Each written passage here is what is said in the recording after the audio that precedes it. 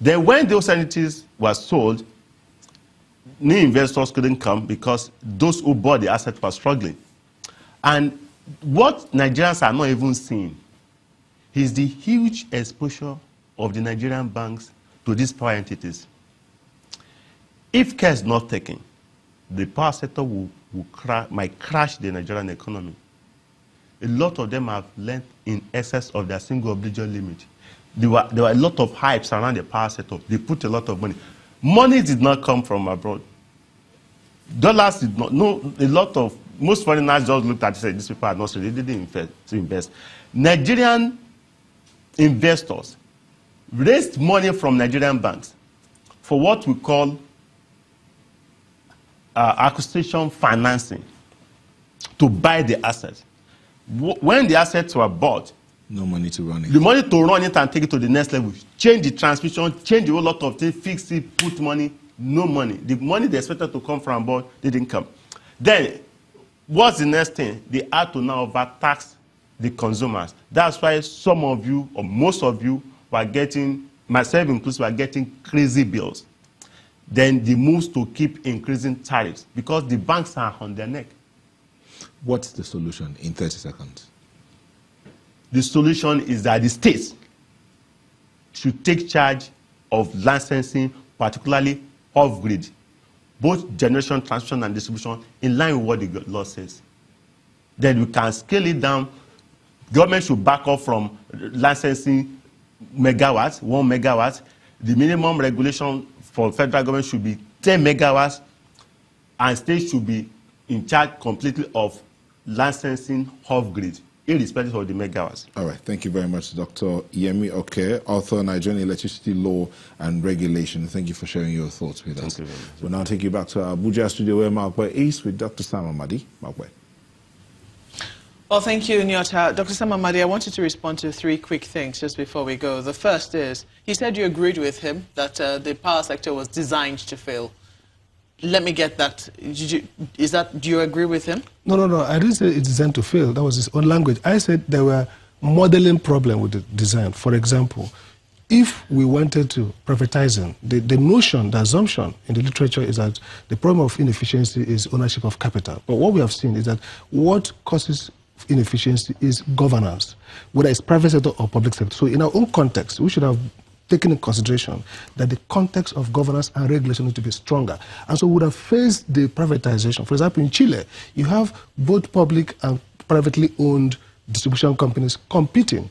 Yola, when I was there, Yola was not privatized or dropped by those who acquired it because of issues. But Yola was doing better than ever based on where they are. So the idea that if we quick privatization, fireside sale, didn't help us because it brought in people who didn't have the financing, and therefore it drained finance that would have been used to improve the management of the network. So let me get you correctly, because some people will say, from what I can hear, or from what they can hear, perhaps it's a matter of semantics, you know, what they're saying, how he has couched it, and what you are saying. Absolutely. Are you saying that the way the power sector is designed currently, it can succeed? It can succeed with remodeling of some aspect. For example, now that you have privatized, you have to strengthen regulation. I give one example. Example is discos who don't seem to have enough money to finance recovery.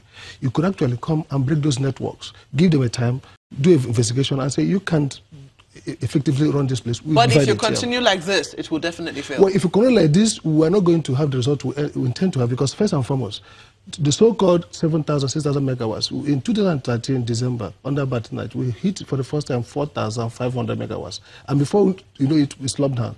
Under Jonathan, towards the end of my career, we hit 4,800. And then in February of when I left, 2 months after, we hit 6,000 megawatts. Now, there's always incremental improvement. But these improvements are not sustainable because you need a whole value chain improvement.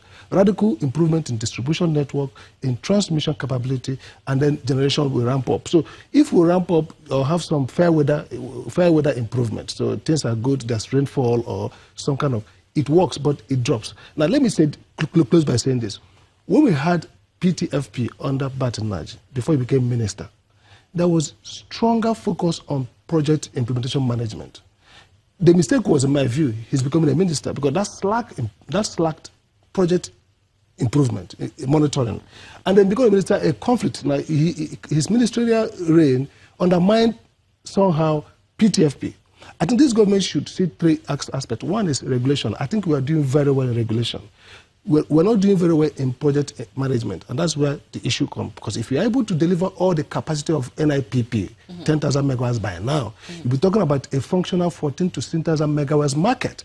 And that brings all the issue about regulation very critical. But at 4,000, 3,000, regulation is academic. What are you regulating? He said that you agreed with him much later that states should be licensed or states should be empowered to, license discos. Well, what I agree with him is that if you look at the Constitution very well, it excludes distribution, local distribution from federal exclusive list. And therefore, the assumption is that the states can't distribute. And let me say this, in other markets in the world, states and local authorities should license providers at the local level. But in Nigeria today, where there's apart from Lagos and a few states, no state has good electricity board. They don't even have capacity to pay salaries. So I think that ideally, from a constitutional point of view, as a teacher of constitutional law, yes, you could argue that the Constitution grants states the power to license distribution. But from a real production point of view, from a policy point of view, I think that the states need to do more for us to have that. And the other point you made about licensing 1 megawatt, by law, anything less than 5 megawatts, NEC will not license as such. I agree with him that we should improve that margin threshold to about 10 megawatts so that there will be greater decentralization of power. And before I left, we had a policy on microgrid, which I did with Manufacturers of Nigeria. The report came in. I'm happy that today there's a regulation of microgrid to allow for microgrids that are not going to be licensed, especially with industrial sector. And what they're doing now with AREA, where the Road Federal Agency is trying to allow microgrid for the purpose of helping clusters, commercial cluster. It's a good way. So we won't have one grid. We have several grids. We should have micro grids. We have individual grids, and then we'll improve national grid. Why do you think it has been so difficult to enable or empower eligible or implement the eligible customers policy? I think 3 issues. One is lack of trust. The way it was commenced, so the discourse it was cherry-picking their hotspot. So if you go to Lagos, Ikeja, Eko, for example, some of them have like 80-30, 80-20, 70-30, meaning that the commercial customers provide about 80% of revenue. And if you cherry pick 2 or 3 or 4 of those big guys, you are leaving them with hole in their revenue expectation. And the whole idea of this market is that it should balance expectation and revenue. So if I've given you a guarantee that you're going to have 100 billion, I made investment, and now I'm giving you less than that because I've cherry picked, that's one. 2 is that perhaps a lack of trust in the sense that it sounds like some big people got their way through. They want to have, for example, when I was in NEC, there was a Ajakuta who came and wanted to be buying straight from transmission. I fought the minister. I said, no, the minister says, I've declared eligible. I said, you can't declare eligible customer for a particular company. It has to be class-based. And so the process in which you declare eligible customer is the issue. And the rationale, I agree that it should be eligible customer, but it should be addressed in a regulatory sense, looking at the pitfalls and being able to remedy those who have inevitable revenue shortfall. Because this market is based on the idea that people have guaranteed expectation of revenue and service delivery. Well, we have to thank you most kindly for coming on Sunrise Daily. Dr. Sam Amadi is the former chairman of the Nigeria Electricity Regulatory Commission. Sunrise Daily will continue in just a moment. Please stay with us.